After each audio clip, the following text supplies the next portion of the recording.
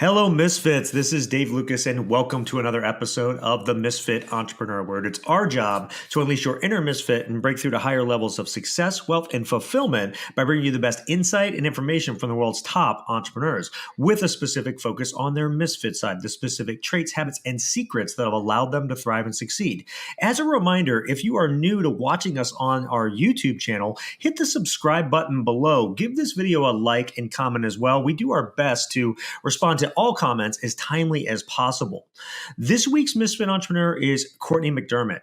Cortney went from a struggling temp secretary to a best-selling author, TEDx speaker, Mindbody expert with a Master of Science from the London School of Economics.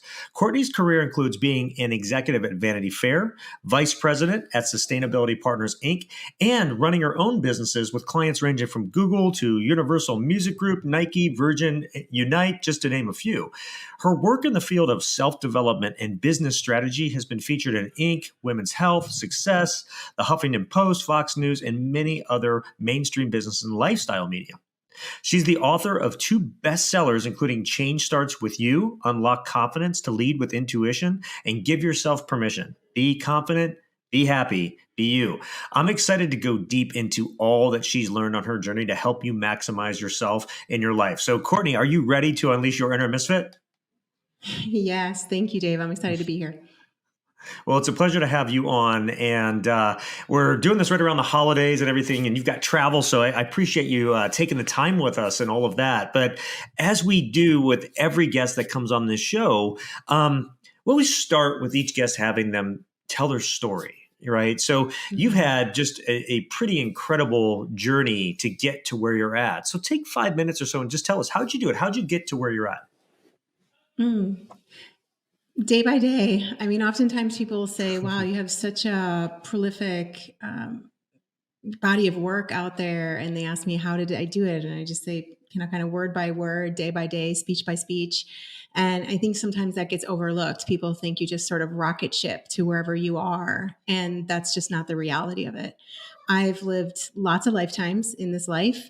And what I've learned is that each one is kind of a building block. And so if I look back at, you sometimes hear you can't connect the dots looking forward. I think it was Steve Jobs who said that in a commencement speech, but you get to a point where you kind of can, where you realize that where you are right now is exactly where you need to be becoming all that you want to become, if that is your intention. So for me, my story, like I said, many, many layers, but they've all kind of had that same connecting line or thread through them. And so, yeah, one of the things that I think got me here was just that knowing that each one built on the other.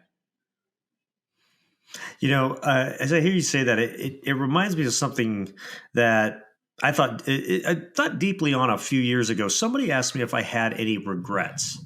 And my initial response is, yeah, I've got plenty of regrets, right? People, I think, their initial response, the knee-jerk response is, yeah, I've got regrets. But as I thought deeper on the question, I actually realized I don't have any regrets. Now, that doesn't mean that there aren't things that I would go back and do differently from the lessons that I learned from them, but I don't regret it because everything that had to happen for me to be talking to you right now doing this had to happen exactly as it did, right?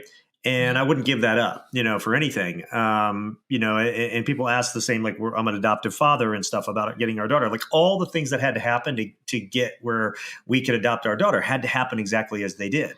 The good, the bad, everything in between, right? So I think there's a lot of truth in that. It is one moment at a time, one day at a time, one thing at a time that brings you to, that level, right? But I think the key thread in all of it is you keep going. You keep taking that step forward. You keep, pushing to the next, whatever it is, and you learn as you go. So I think that's a really important way to kind of look at how we go about things, just as, our lives, our business, and that. In fact, it kind of leads me into my first question for you, which is you have this focus on brain body science to unlock human potential, right? That's a lot of where you focus. And so explain how this is done. Give us some examples, maybe even some exercises of how we do this and level ourselves up using this concept.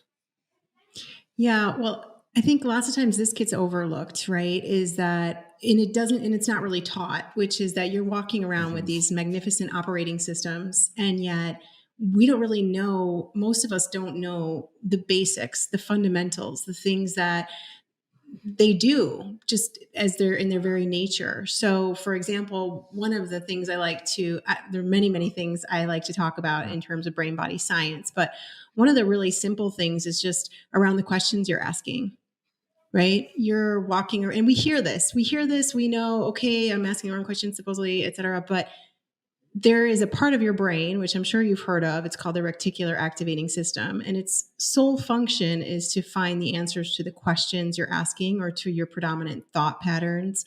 It literally is kind of the most magnificent search engine ever created.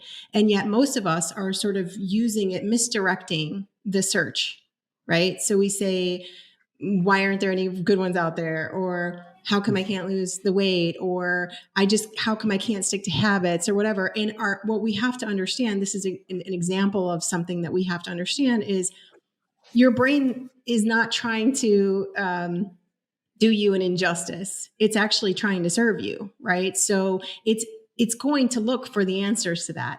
And we're exposed to a gargantuan amount of data every day, right? So our brains have to filter through that. That's what the reticular activating system does, is it filters through and it says, oh, this is important to Cortney, or this is important to Dave. And I first started noticing this before I knew the science, right? Like years and years ago, I worked for the North Face, right? The outdoor apparel company. And as soon as I started working for them, I noticed everyone was wearing North Face jackets. Now, this wasn't because all of a sudden everybody had bought into, the North Face. What this was my brain, again, selectively choosing based on what my interests were in that moment, kind of what some of my predominant questions were. So when people try to reverse things by, looking in the mirror and saying I'm good enough, I'm smart enough, and doggone it, people like me, right? When they take the positive affirmation approach, why that doesn't often work is that you're fighting against these unconscious patterns that you've set up.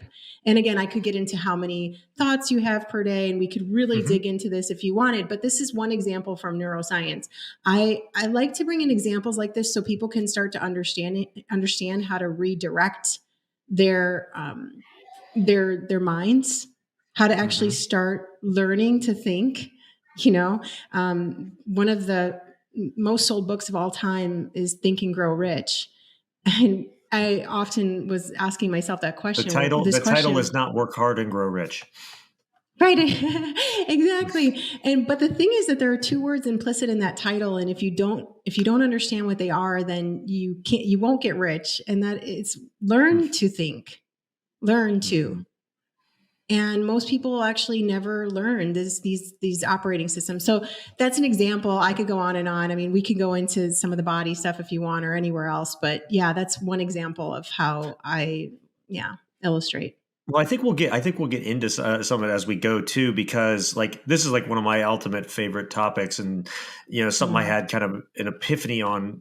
Lucky enough to have an epiphany on early in as a just late teens, early 20s, that really understood and figured out conditioning and understanding conditioning, right? Because that's what we're talking about. The root core of this is the subconscious mind and how it's conditioned throughout our lives to have automatic responses to all these things, and it continues to do that. I mean, most people don't think. Do a lot of things they do every day, right? They don't stop and think to brush their teeth or, throw a ball or do a lot of those things that they do. Even like driving a car, how many people have had that experience where they get in, they drive a car somewhere, they don't really even remember everything they did driving that car to get there. They, when red was red, they stopped. When green was green, they went, and they didn't even think about it, right? And so a lot of this is that we've got a part of our brain, really the most powerful part of our brain that runs us without us even knowing it in a lot of ways. And when it comes to success, wealth, relationships, all that stuff, there's a lot of good things that have been put in there, but there can be things that can be debilitating to our success in those areas that can be picked up throughout life, whether it's through specific incidents, maybe things you saw growing up between, people like your parents or your friends, media, culture, religion, school, all those things that affect that. Right. And so as you go down that rabbit hole, I think you'd agree that the ultimate in personal power is when you learn to live from true choice and not be run by that programming, right? And learn to change that programming. And so I guess the question, like I've got my methods for how I've learned to do that, but the question that I have is really, how would you advise someone to recognize their programming, begin that process of maybe changing it to the programming they want to have from the subconscious, and really make that permanent, right? Because I know it's a lifelong journey no matter what, but how do you really start to make that difference, I guess? Yeah, I mean, that's very big question. Yeah. To start answering it, I would say again, there's some fundamentals. So to understand what kind of programming is in there, there's no way around it. We have to get quiet. We have to get quiet. One of my favorite quotes of all time, it's from Pascal, the mathematician and the philosopher, and he said, and I'm paraphrasing, but he said, all of our problems stem from our inability to sit quietly in a room alone. We just don't want to shut up. And by that, I don't mean that we want to talk all the time necessarily. We are almost afraid oftentimes of the silence and of getting quiet and what that can reveal. Mm-hmm. And it can be kind of sometimes really terrifying when you realize what's going on in there. And at the same time, it's incredibly liberating once you start to get the hang of it, because we need to get quiet. And that means also starting to diminish a lot of the noise that we have around us. And I don't just mean auditory. I mean, in every way, getting quiet and really pulling back till we get to that place within that is this intelligence that's guiding everything else. We're not paying attention to that intelligence. Another thing I like to say is we're not paying attention to our attention, which is one of the things I wrote in the book. Where's your attention going? I've heard you talk about this on your podcast, but if I'm waking up every morning and I'm throwing myself straight into my phone as the first thing, I miss the mark. Mm-hmm. I miss the mark. That's it. And you can get the mark the next time. You just have to kind of, as you said, have that choice. And that's about agency. And agency comes when you get quiet. That's one of the first things I'd say. The other thing I'd say, and of course there's much to say on this topic, but the other thing I'd say is move. So get quiet and move.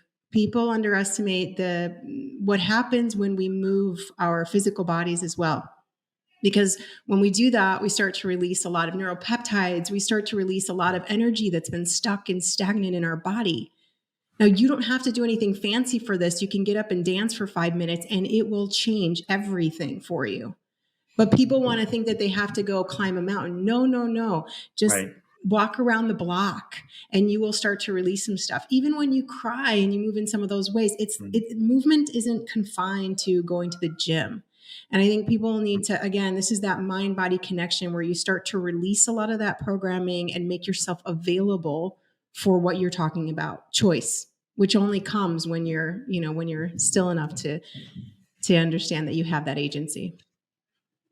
Yeah, I couldn't agree more. There is such and you can explain it from like a scientific standpoint, and everything, where, I read enough and, self-developed enough and studied enough to be dangerous in the area, but there is an amazing connection to physical movement, exercise, and the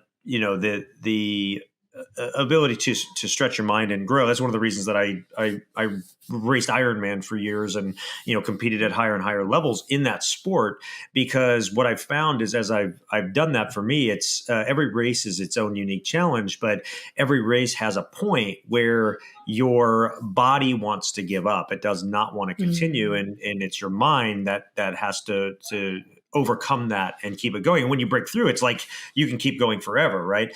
And it's in those moments that I feel like I grow the most, and it's one of the biggest reasons I continue to do it and love it so much is because I find these unique ways to kind of stretch the capabilities of what is possible, both physically, but more mentally, right? And breaking through those barriers, those plateaus and stuff. And it's funny, some of the greatest ideas that I have, some of the greatest thoughts around, and from a business standpoint, an entrepreneur standpoint, happen during those times in exercise and things like that. For me personally, so I totally. Again, I don't know the science behind it as much as you do, but I see the connection and can attest to its power in the ability to help you. So that's a really great point.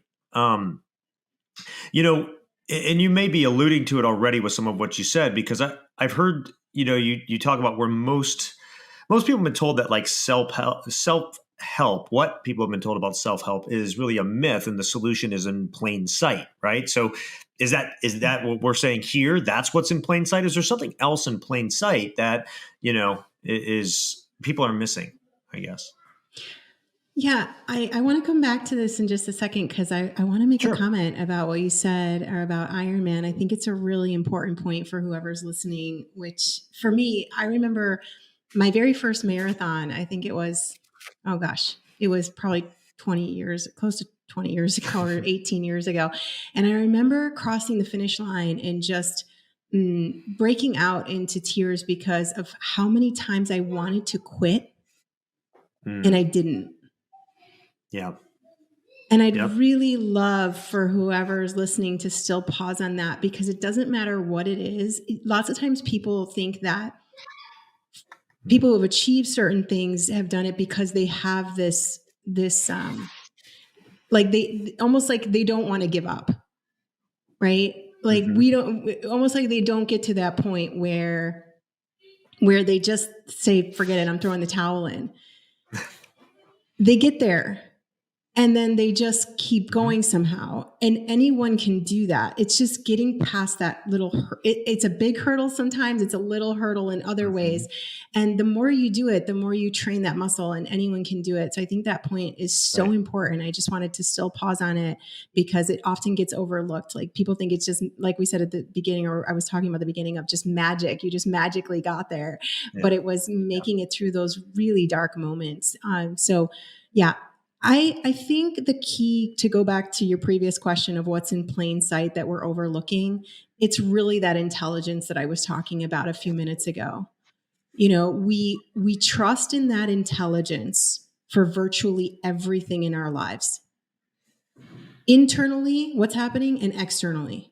Okay. So I trust that intelligence, however you want to call it, okay, you could call it God, the universe, intelligence. I mean, there's so many names that it could go by. It's irrelevant. We trust in it for, like I said, virtually everything. So we're not sitting there saying, oh my God, are the trillions of biochemical reactions that are occurring in our bodies right this very second, are they going to continue to do what they need to do for us to keep having this conversation, Dave? I mean, we're not asking that, right? And we just presume, unless we have some serious problem, and that's when we start to maybe lose some of that trust. But it's like we presume that all of that's just going to do what it needs to do. And it's the same thing for what's happening outside. I mean, we don't go to bed at night wondering whether the sun's going to come up in the morning. I don't think most of us do, right? We don't wonder that. We take it sort of for granted that this intelligence and that slow burning star is going to keep burning slowly so we can function, we can live, right? So that's the thing that I think people, it's so clear. It's like, I don't remember where I heard this, but it's something like, where do you hide something that you'll never find? You hide it in plain sight. So this intelligence is right there in plain sight. It's governing everything. It's governing everything from the path of the planets to the, like I said, the beating of your heart, or your brain sending electrical impulses down to your legs, giving them cues to take one step and then another. It's governing everything. And we overlook it. We think, oh no, I can trust it for pretty much everything, but I can't trust it for this. I can't trust it for the relationship. I can't trust it for my business. I can't trust it for this thing called timing. I can't trust it. I've got to figure out everything. And this is, I think, where we get ourselves in a real bind, and it's totally unnecessary.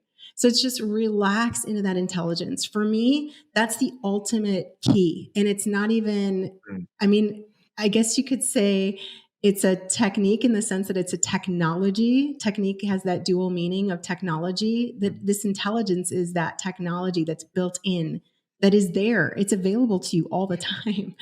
And it's just our pig-headedness, I think, that often gets us to overlook it. So Yeah, we get in our own way, right? I mean, that's story of human beings throughout history, right? If you mentioned, like, whether you call it God or whatever, you go back, even look at Adam and Eve got in our own way, right? So if you can go all the way back to the beginning of it all, right, and from that perspective, and just look at even from story, that's kind of the human condition in a lot of ways, right? And so I think we do make it harder on ourselves than it needs to be. Our minds can be our biggest asset or our biggest detriment to these things in our life, and that's the crux of it, the challenge of it. As I hear you say that, one of the things that I always go back to when it comes to this topic is perspective. And as you were saying that and talking about the universe and that sort of thing, just the thought popped in my head. Like, most people don't even know like what their chances of being alive are. You might know this. But I don't know, you know your chance of being alive, right? It's ridiculous. It's something like I can't remember now, but it's something like in the trillions, I want to say. Yeah. So it's the same as if like the population of a city like Chicago or San Diego were all given a trillion-sided dice and all rolled at the same time and came up with the same number. It's like 1 in 4 trillion is the chance of actually being alive. Literally, like one rock in space throughout time hits another rock a wrong way and you're not here, right? So I think we need to lean into the fact that, you're for you to be here, trillions of others weren't, right? So you have a gift to really give to the world and maximize in your life, and that perspective is something I think is important for people to take to heart and look at like how they're living and how they're pursuing things, and is this the best I can do, right? Maybe it's a motivation to go to the next level. But all right, so Cortney, we were talking about kind of as you said, the technology of the universe and stuff that's out there for us to tap into, that's hiding in plain sight right in front of us. And I talked a little bit about the chance of being alive, 1 in 4 trillion and all of that. First, any thoughts that you want to share on that? And then I want to dig into some entrepreneur topics with you specifically. I think let's go into the entrepreneur topics, because I'm curious to know where you're going with that. Well, so like I noticed one of your keynotes, right, is on the top 3 major shortcuts for entrepreneurs. And that caught my attention and curiosity, right? So I guess, just out with it. What are the top 3 major shortcuts for entrepreneurs? I guess break them down for us. Oh, that's so funny. So that talk actually was a long time ago that I was giving that talk to multiple groups of entrepreneurs, and I was actually talking about these different aspects in science. So one of the things that I was talking about was the neuroscience component that I mentioned earlier in our chat, of just the questions you're asking and starting to reframe those. And also under the perspective of really starting to tune into what are your predominant thoughts. And again, we were talking about that earlier, but here's the thing. Most of us, what we understand from neuroscience is that most of us are having around 50 to 70,000 thoughts a day, right? And for most of us, those are the same thoughts.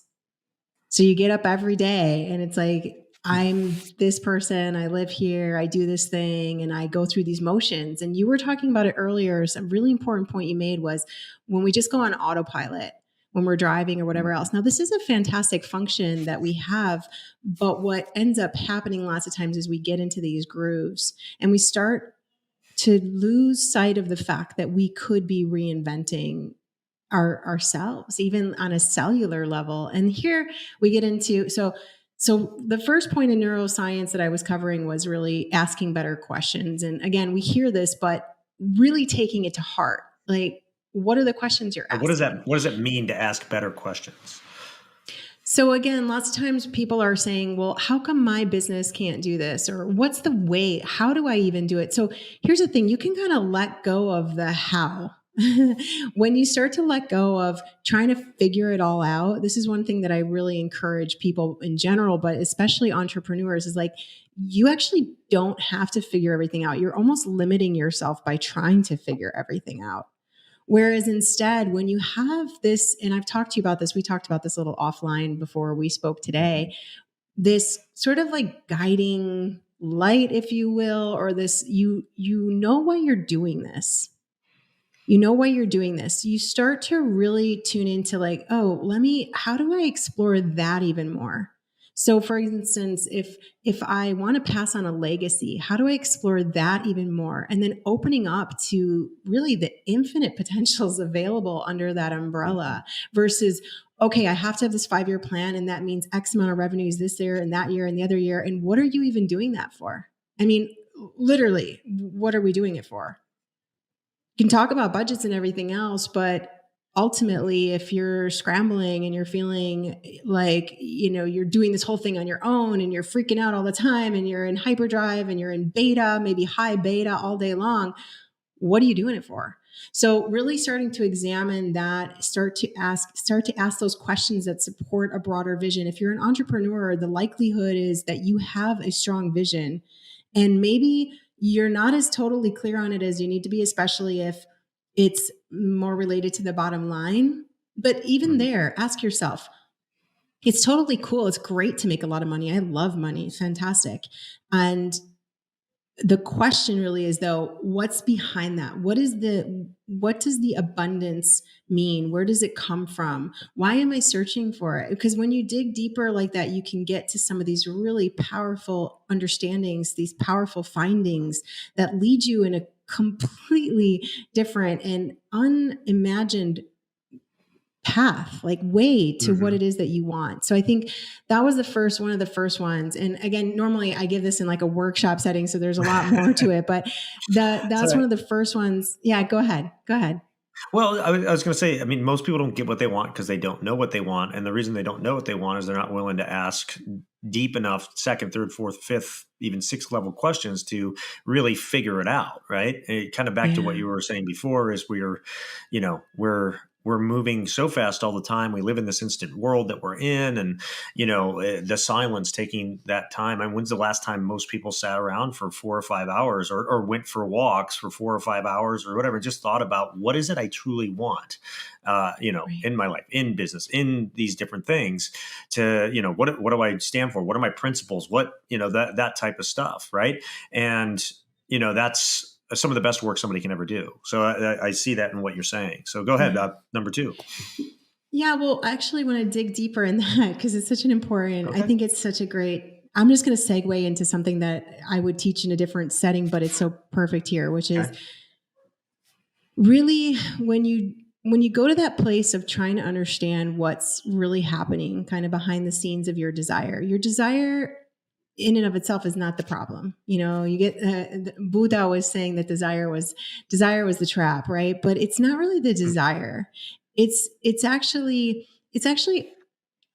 well, it's our attachment to that desire. So thinking that thing is the happiness, is the fulfillment, is whatever it is that you're really truly seeking, right? And so here's the thing: when you dig deep enough, you will actually find that you have it already. Whatever it is that you're seeking already exists within you. And all of our greatest spiritual traditions taught us this, but somehow we just keep overlooking it. And the question that I would pose to anyone listening who is resonating with this truth is, when has what you thought you wanted in the material or externalized desire that you attached some aspiration to of hope, of joy, of beauty, whatever it is, when has it actually led to sustained happiness, joy, fulfillment, whatever it was? We get that thing, and then it's like, what's the next thing? Because it's not the truth. But if we dig a little deeper, and it doesn't take that long to actually do this work. I was talking to an audience of 1,000 female entrepreneurs recently, and afterwards in the Q&A, one of the women was saying, I really want to make $1 million this year. And I said to her, well, okay, why? And she started to say, well, then I can do this in my business and that in my business. And I say, okay, why? And it was this very simple why. And then ultimately, and it only took, I think, a little over a minute, probably, if that. And it finally came back to, then I would feel worthy. Mm-hmm. And she just broke down when she realized that was the truth. I don't feel worthy. So how do you give yourself that worthiness now? How do you actually say, like, I'm abundant now? I have joy in me now. I have faith in me now. When you get to that, everything you actually dreamed of attaining will come so easily. And at that point, you won't even really care. And so I think it's really, I mean, speaking to entrepreneurs or whatever else, I wanted to take that extension of that first idea and go there with you. So. No, excellent. It is true. I mean, it's amazing how once you kind of surrender to that, if you will, how things fall in line. And it's just, I think people have to go through it to have it happen for them. But again, it goes back to what we started with, is that we get in our own way and we fight the tide too much when it comes to to this stuff. Instead of just, letting it go and seeing what's right there in front of us. Was there anything else you wanted to add from an entrepreneur standpoint? I have another question, or another couple questions pertaining to entrepreneurship, but just while we're on the shortcuts, is there anything else you wanted to add? Yeah, actually, the other ones that I normally talk about in my talks are around epigenetics and quantum physics. And really, though, ultimately, what both of those sciences illustrate through some of their main findings is the same thing. Like, we're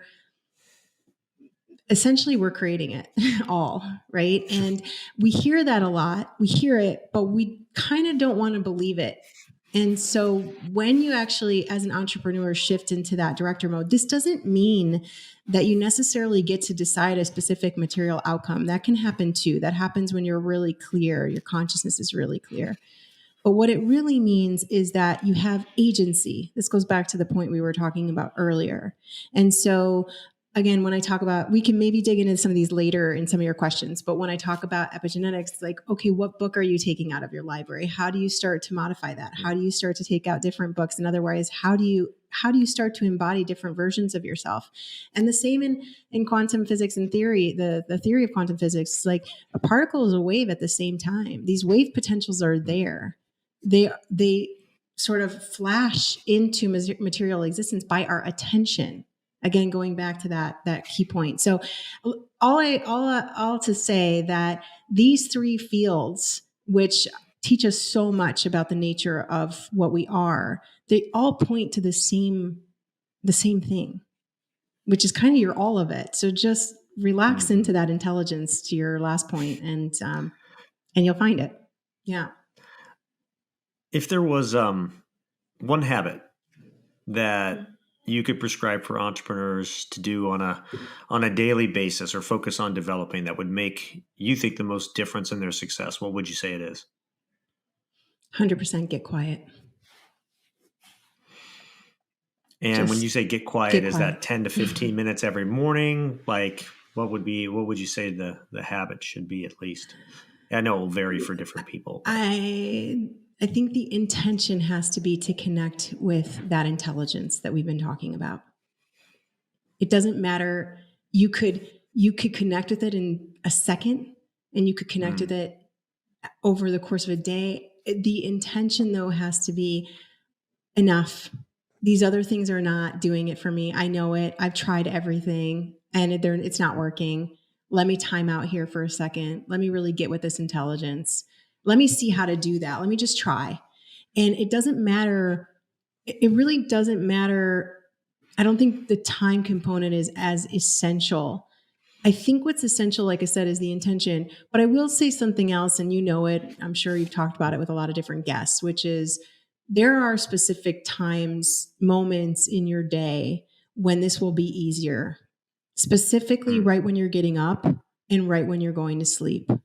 The reason is you're going into different brainwave frequencies, or you're coming out of different brainwave frequencies in which you are highly programmable, and also in which you have the greatest access to this intelligence. So even if we look at just the 4 main brainwave frequencies, and there are others, but if we look at beta, right, most people are in beta most of the time. And unfortunately, most people, especially now, are in high beta, which means the best way I ever heard it described is you're running a 4-gear race car in first gear.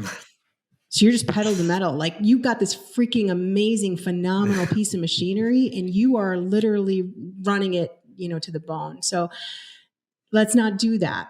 There's beta, then we go into alpha, we go into theta, and we go into delta. You'll notice as you go further up and they're not up in the sense of the frequency is, it's not about accelerated frequency. But as you move into these different frequencies, and as you come out of these different frequencies, what you'll notice is this is where we really have that access to these infinite potentials we're talking about. So use that time. Even if you're just spending a minute, you get up, and instead of, I don't have, my phone is not ever in my room when I sleep. It's just not. It's in a different room. I always have data off. It's so which means that people can call me if it's someone close, because no one's going to just call me randomly in the middle of the night. But and I may or may not hear it, unfortunately, but it's my own, like, that's kind of one of my own rules, because I don't want to wake up and start my day with other people's priorities, which is what your phone mostly is. Like, unless you really know how to use that, it's a fantastic piece of technology, but unless you really understand how to use it, most of us, and billions are invested toward this, so you don't have to feel bad about it. I mean, billions of dollars are invested to keep us kind of addicted to those things and take those spaces for it, rather than taking the space for the expansion of our own consciousness. That's what I'm talking about when I talk about get quiet. It's the expansion of your own consciousness. It's the knowing that you really can go anywhere. You can go into space and far beyond that. Yeah.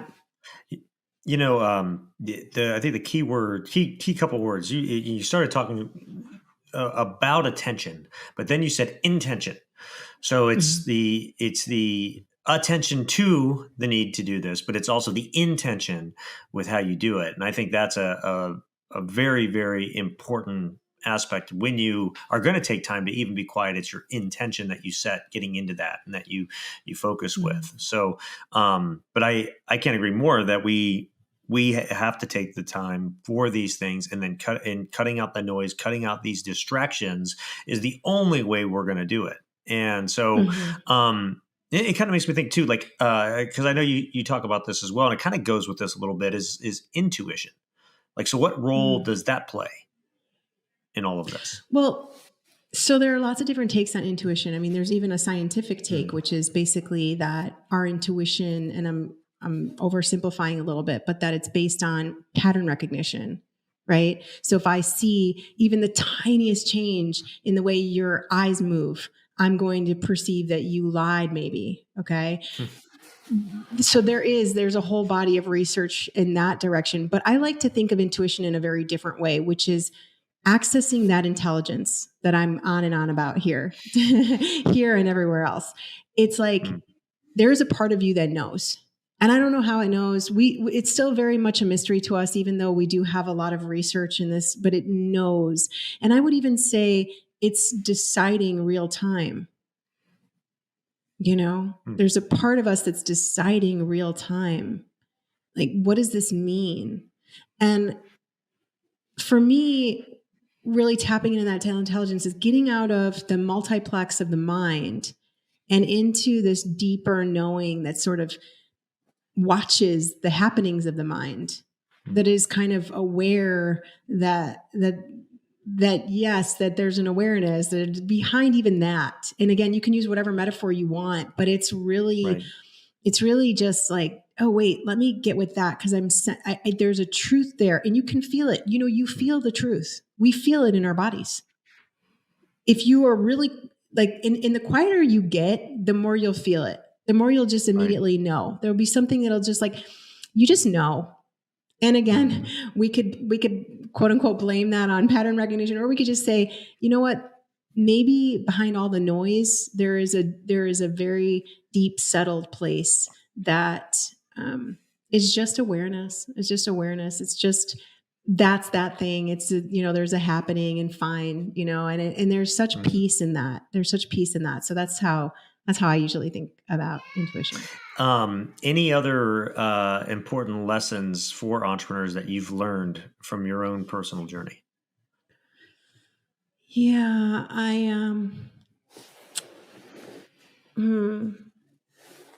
if you don't use it, you lose it. Like you have to, we talk about that lots of times in muscle mass, but one of the things I love all different spiritual traditions. I love studying them. I think they have so much wisdom in them. And I'm reminded right now of the parable of the talents in the Bible, where, and I'm sort of paraphrasing because it's been a long time since I read this, but it's the idea that God gives 10 talents to someone and then gives 5 talents to someone else. And I think 1 talent to the last one. Again, I might have the details might be wrong, but the essence is right. And, leaves them with these talents, which, by the way, at the time, talents were actually the time of the writing of the Bible, talent meant currency. It was like a coin. It was like money. And so the one who had 10 talents, he comes back after a while, and the one who had 10 talents, he says, how did you get on? Again, I'm definitely paraphrasing. He says, how did you get on? Right. And the guy says, it was great. He's like, I multiplied, my talents. It was, I have 20 talents now. And so God says, great. And God gives him another 20. And then he goes on to the next one. He says, well, how did you get on? It's like, well, not as great as that guy, but I did pretty well. I have another 3 talents. This is really great. I loved it. And so God gives him another 3, 4 talents. I don't know. And then God goes to the last one who has 1, and he says, and how about you? He says, oh, I couldn't figure this thing out. I mean, it was just too much work. I don't know. I mean, I just gave up. And God takes that talent away. You have things. You're here for, as you said earlier, you're here to express something. The formless came to express something through your form. You don't even have to necessarily know what that is. When you get quiet, you'll start getting some inclinations. You'll start getting some prompts. You'll start getting some nudges. Follow them. Follow that one and the next one and the one after that. And if you know that you have certain talents, look at developing them. Do what you can to develop them, because that also will lead, again, to the gold. When we talk about talents being also currency or money, it will lead to that gold, because that's essentially, but at the same time, if you don't, they will die out. They will wither away. You will lose them, just like muscle that you don't work, or part of your body that you don't move. It'll start to atrophy and it'll decay. And that's again, it's choice, but you do have that choice. You do have that agency. So yeah. No, that's an absolute great point. My last question for you before we get to your Misfit 3 is that you recently spent some time on Necker Island with Richard Branson, I believe. What was that experience like? What were the takeaways from your time there? Anything you'd like to share? That experience was otherworldly. So we were brought, a few of us speakers were brought onto the island for this leadership gathering. And I was actually the first speaker. They were referring to me as the fire starter. And I thought, oh man, how am I going to live up to this one? So I wore a red dress. But I learned so much from being there and from just being around Richard every day. I mean, he was with us lunch, breakfast, dinner. He's like, you get the sense that he's playing. And I think that's really what we're here to do. I mean, again, Leela is this, well, not again, but this idea of Leela, this idea of play, the whole universe maybe just being this play. I feel like he really embodies that. And he also, and it's not even just him, it's the whole island almost feels set up around it. We saw these baby flamencos. They hatched for the first time in a while. He was saying that they hadn't been having babies. And so just watching this explosion of life and play and diversity. I mean, it was, like I said, otherworldly. It was something extraordinary. I also think it's extraordinary how down to earth he was. And it was almost impossible to feel intimidated around him, because he was just salt of the earth kind of dude. But also this knowing that he had, that I think is what differentiates that when someone gets to that place is like the knowing that you actually do have these abilities that we're talking about. You are connected to that intelligence. I think that's how he was able to bring all of that into life through his own expression. So it was really, really magical. Okay, it's time for Cortney's Misfit 3. These are the 3 things that she wants you to take away that you can put in your life and make a difference for yourself in your business starting today. And the way that I always phrase these to every guest that comes on the show is I say, hey, look, if you were going to leave this earth tomorrow and you could only leave behind your 3 best pieces of wisdom for the generations that come after you to help them live their best life, what would those 3 things be? So, Cortney, what are your Misfit 3? Yeah. So the first is that every single change that you experience and every change we experience in this universe comes about by a change in consciousness. A change in consciousness. It's not something you do. The change in consciousness inspires a different doing. The doing happens through you as a result of who you now know yourself to be. So look at things on that level of how do I change, or how do I affect things on the level of my own consciousness. This goes back to a lot of what we discussed. The second, which we already covered as well, is get quiet. Because the only, I would say the fastest way to bring about that change in consciousness, which is inevitable, your consciousness is going to continue to change and inform the form differently as a result. But getting quiet allows you to do it in ways that are expansive rather than diminishing or disempowering. So really setting aside that time to listen, to connect with that intelligence that we've been talking about. And the third one, again, we spoke about it, but if you don't use it, you lose it. So the parable of the talents, and really saying, okay, well, what do I have right now? Even if what you think you have is small, like that guy with the 1 talent or the 5 or the 3, whatever, just see what you can do with that. Because everyone will lead you to a new one. They will multiply. It's what Einstein called the 8th wonder of the universe, the compound interest, right? So it's just, it's going to multiply, but you're the one who has to uncover. And again, it goes back to getting quiet. So there you go. No, I love it. I love that last one. If people do want to learn more about you, where should they go? So my name is Cortney without a U. So it's Cortney, and that's really important because I think if you look up Cortney McDermott with a U, you find someone completely different. But you'll find my name, Cortney McDermott, as all the handles on social media. But also my main website is either CourtneyMcDermott.com or CourtInc.com, CORT And those are some of the great ways to get a hold of me, my team, anybody who, and then of course there's the books, and I do a lot of interviews. So yeah, there's a lot more content out there in those ways. So. Perfect. We'll link to all that in the show notes for the episode, the best show notes in the business, for reasons I will talk about more in a second. But first, for those of you that are new to the Misfit Entrepreneur, it's your first episode with us.